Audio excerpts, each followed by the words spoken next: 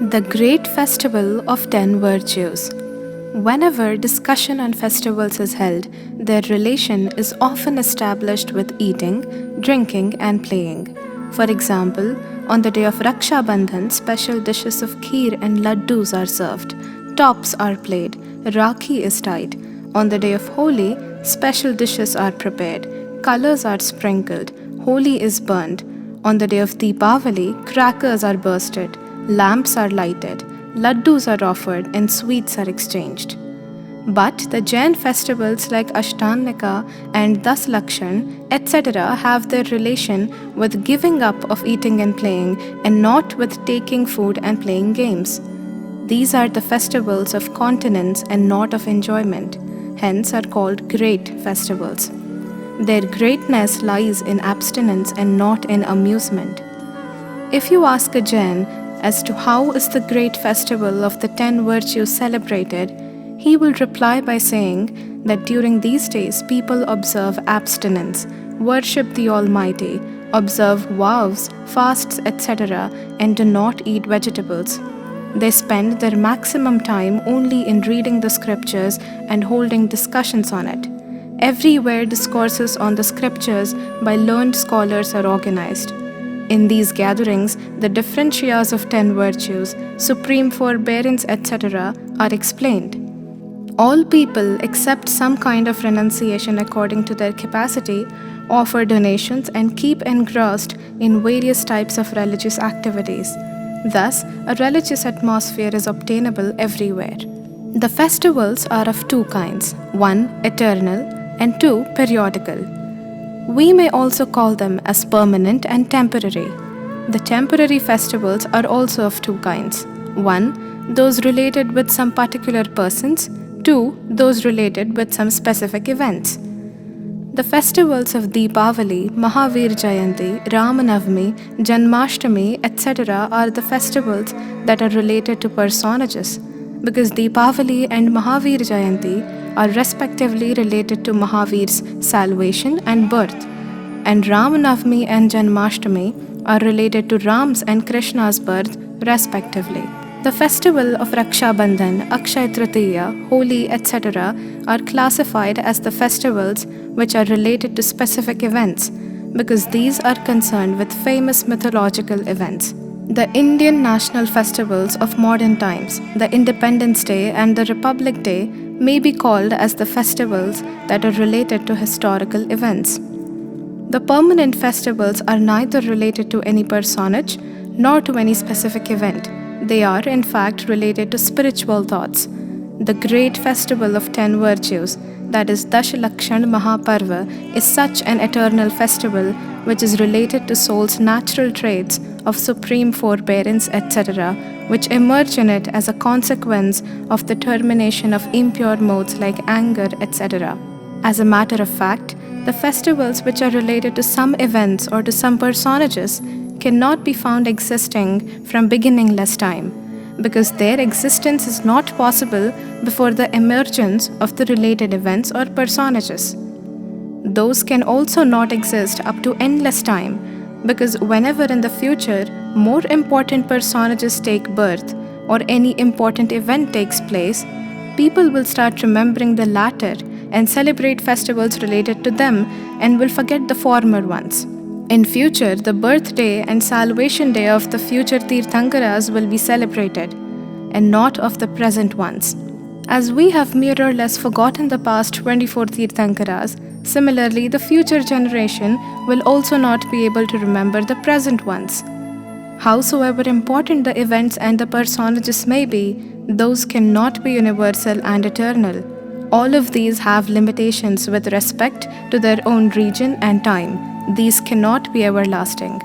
Therefore, only those festivals can be universal and eternal which are equally related to all living beings with their emotions and not related to any particular personage or event. Dashlakshan Mahaparva is one such great festival which is equally related with the emotions and sentiments of all living beings. Due to this reason, it is eternal, belongs to all, and will be existing forever. Its usefulness is universal and eternal. The great festival of 10 virtues does not belong to a particular sect. It is meant for all. Maybe it is celebrated by the people of a particular sect, yet it is certainly not a sectarian festival because it is not based on any sectarian thoughts. It has a universal base. Relinquishing the impure thoughts and accepting the generous thoughts forms its basis, which is equally beneficial to all. Obviously, therefore, this festival is not of Jains only, but is of all and everyone. Believing it to be a sectarian festival is in itself a sectarian outlook. Another reason why this festival is of all is that all living beings want to be happy and are afraid of miseries. The emotions like anger, etc., are the seeds of all miseries and are themselves irksome. The virtues like supreme forbearance, etc., are the seeds of happiness and are themselves blissful. Hence, for all people who are afraid of miseries and wish to be happy, the 10 virtues of supreme forbearance, etc., which emerge as a consequence of abstinence from anger, etc., are highly adorable. In this way, this great festival of 10 virtues, owing to its being auspicious and a guide to the right path of salvation, is the festival of all. The basis of the universality of such a great festival of 10 virtues, whose sole objective is the evolution of passionless 10 virtues of supreme forbearance, etc., that are devoid of anger and other emotions, lies in the fact that everywhere emotions like anger are treated as bad, harmful, and forbearance, etc., as good and beneficial. Which is that region where anger, etc., are not treated as bad and forbearance, etc., as good? Due to this very reason, it is eternal too, because there is no such time when anger, etc., are not treated, and will not be treated as worth giving up, and supreme forbearance, etc., as worth possessing. Obviously, its adoptability in all times is undoubtful. Distress and disturbance from anger, etc., and happiness and peace from forbearance, etc., were found to be resulting in the past, are resulting in the present, and will be found resulting in the future as well. Because of the universal, everlasting usefulness and delightfulness of the 10 virtues of supreme forbearance, etc., the Dashlakshan Mahaparva is included in the category of eternal festivals, and that is why it is a great festival. Here, a doubt may arise that since this great festival is eternal, that is beginningless and endless, why is it mentioned in the scriptures that it has a beginning? In the scriptures, it is said that some natural ups and downs are observed during the cyclic change of time, which, according to Jain faith, are known as Avasarpani and Utsarpani. In Avasarpani, gradual deterioration, and in Utsarpani, gradual development takes place. Each Avasarpani and Utsarpani has got 6 divisions of time.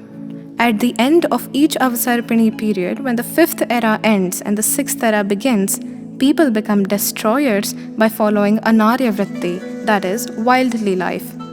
After that, when Utsarpani begins and the period of religious development ripens, various types of rains occur continuously for 7 weeks, starting from the first day of the month of Shravan, by means of which a good pleasing period emerges and again non-injurious civilized instinct crops up in the people. In this way, the dawn of religion takes place, that is, the religion restarts, and in that atmosphere up to 10 days, adoration of the 10 virtues of supreme forbearance, etc., is specially performed, and based on this, in each Utsarpani, this great festival gets started. The story tells us only how in each Utsarpani period the restarting of this festival takes place. By this story, the eternity of the great festival of 10 virtues does not get affected. This story itself is also an eternal story which has been repeated many times and will be repeated. Because at the end of the 5th era of Avasarpani, whenever people get separated from these virtues of supreme forbearance, etc., and in the beginning of Utsarpani period, whenever it will be repeated, in that era, the great festival of Dashlakshan Mahaparva will get started in this way. In fact, this story is related to the beginning of the era and not to the beginning of this festival. In this way, from eternity through various eras, this festival is being celebrated and will continue to be celebrated in future also. Its eternity has already been proved in the scriptures and is logical too, because ever since this Jeev is there, it is possessing a virtuous nature of forgiveness, etc., though simultaneously is also holding ever since the emotional foulness, anger, etc. in its modification. On account of this, although possessing knowledge and blissful nature, it is ignorant and unhappy. Since it is unhappy from beginningless time, the necessity of happiness is also there ever since. As all Jeev are from the beginningless period, the necessity of virtues like supreme forbearance, etc., the root cause of happiness, is also from the beginningless period. Similarly, although infinite souls got liberated from the state of anger, etc., by taking shelter of the supreme forbearance and other virtues of the self, yet infinite times more souls than the liberated ones are still lying in the states of foulness, anger, etc., and are unhappy. Therefore, even today, there is an immense need of the adoration of these virtues. Moreover, in the distant future too, there will be many unhappy souls holding emotional foulness, anger, etc. Hence, in future also, the usefulness of these virtues is beyond doubt. In the whole of the universe, everywhere and at all times, anger, etc. are the causes of unhappiness, and forbearance, etc. are the causes of happiness. It is due to this fact that this great festival of Dashlakshan is eternal, universal, and is for all. Maybe that all do not adore it, but by its own nature it is of all. It was of all and it will remain of all. Although this festival, like Ashtanga Mahaparva, falls thrice in a year, viz., according to the Hindu months, 1 from Bhadrapad Shukla 5 to 14, 2 from Magha Shukla 5 to 14, and 3 from Chaitra Shukla 5 to 14, yet it is celebrated splendidly in whole of the country only in the month of Bhadrapad Shukla, 5th day to 14th day. The remaining 2 are not known even to many of the Jains. In the ancient times, during rainy season, business used to become dull, naturally due to insufficiency of the means of communication. Moreover, the growth of Jeev during rainy season gets highly increased.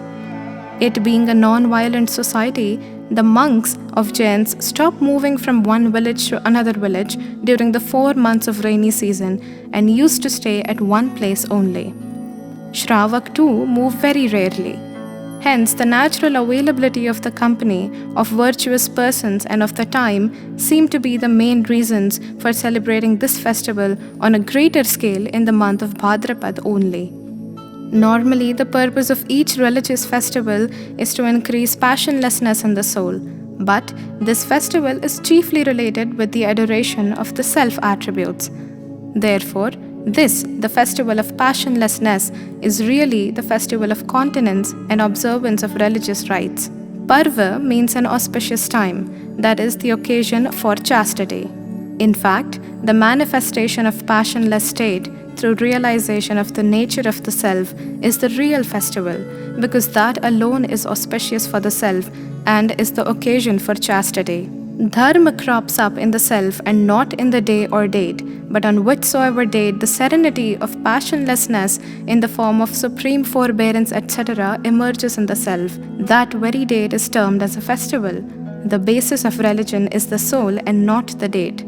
The tenfold adoration of the conduct attribute based on realization of the true nature of the self is verily the Dashlakshan Mahadharma. Owing to its being concerned only with the evolution of 10 virtues in the self, it is called the great festival of 10 commandments, that is Dashlakshan Mahaparva. Since beginningless period, each soul has been continually unhappy and disturbed due to wicked emotions of the self, such as anger, pride, deceit, greed, falsehood, incontinence, etc., evolved in the self. The only means of ending inquietude and unhappiness is self-adoration. After knowing and believing in the nature of the self, by keeping engrossed in it, by keeping absorbed in it, the supersensitive self-bliss and real serenity is achieved. The virtues of supreme forbearance, etc., develop of their own in the heart of such an aspirant of the self. It is therefore clear that the aforesaid festival is concerned with self-adoration, or in other words, with the adoration of the 10 virtues of supreme forbearance, etc. Forbearance, etc. 10 virtues are also called the 10 religions. These 10 religions are: 1. Supreme forbearance, Uttam Kshama. 2. Supreme modesty, Uttam Mardav. 3. Supreme straightforwardness, Uttam Arjav. 4. Supreme purity, Uttam Shauch. 5. Supreme truth, Uttam Satya. 6. Supreme self-restraint, Uttam Sanyam. 7. Supreme austerity, Uttam Tap. 8. Supreme renunciation, Uttam Tyag. 9. Supreme non-attachment, Uttam Akinchanya. 10. Supreme celibacy, Uttam Brahmacharya.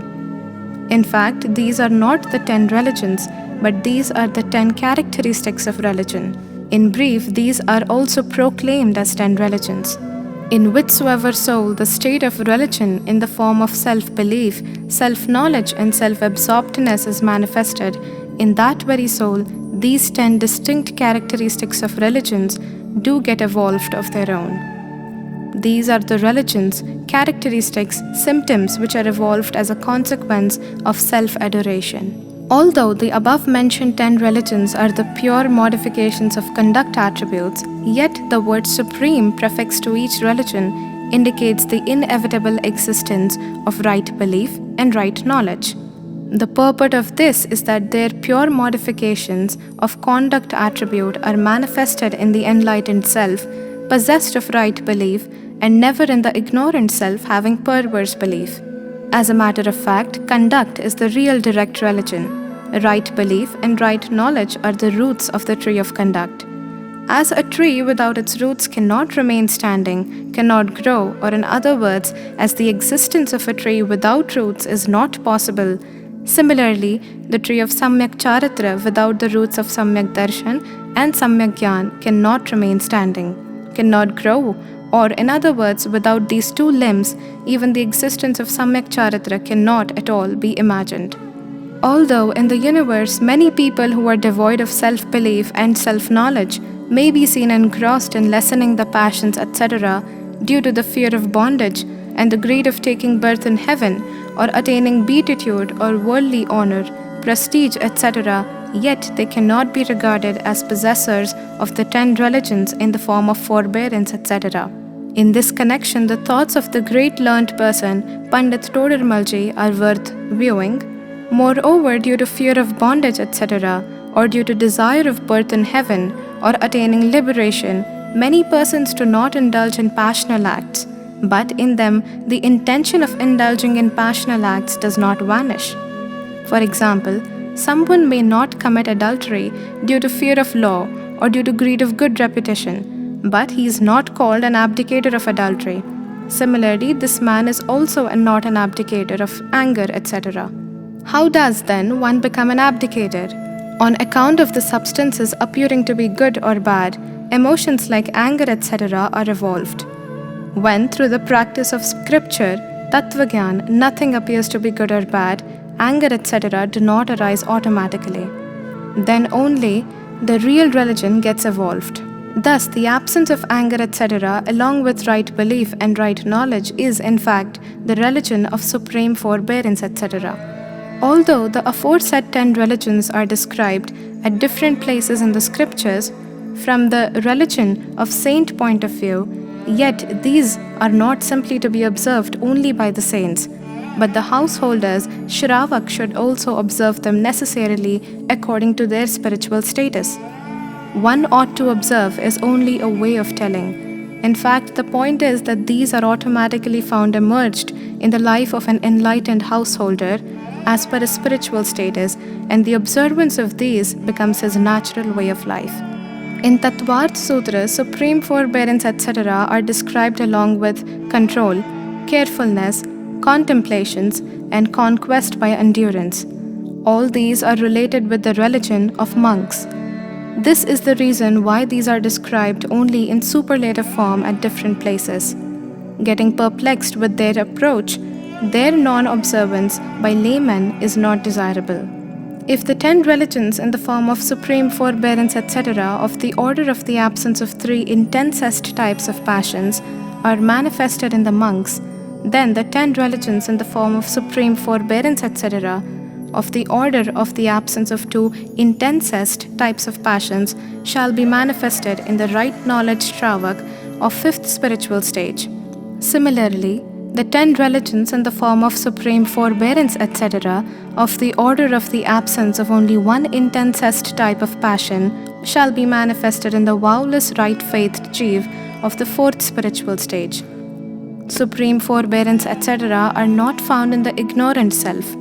His passions might have got lessened to whatever low degree, but the aforesaid 10 religions cannot be found in him because the aforesaid 10 religions are the modifications which emerge in the absence of passions and not by the reduced intensity of passions.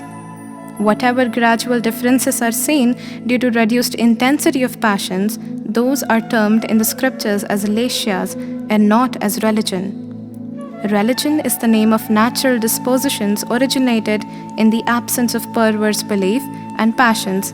It is not a consequence of reduced intensity of passions.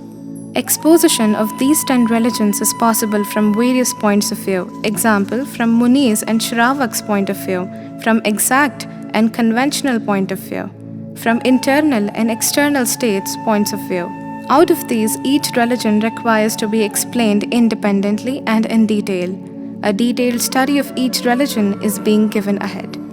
Therefore, now I conclude here with this holy contemplation that may all souls, on the auspicious occasion of this great festival of Dashlakshan, attain eternal happiness by understanding and grasping clearly the aforesaid 10 distinct characteristics of religion and by getting engrossed completely in the same.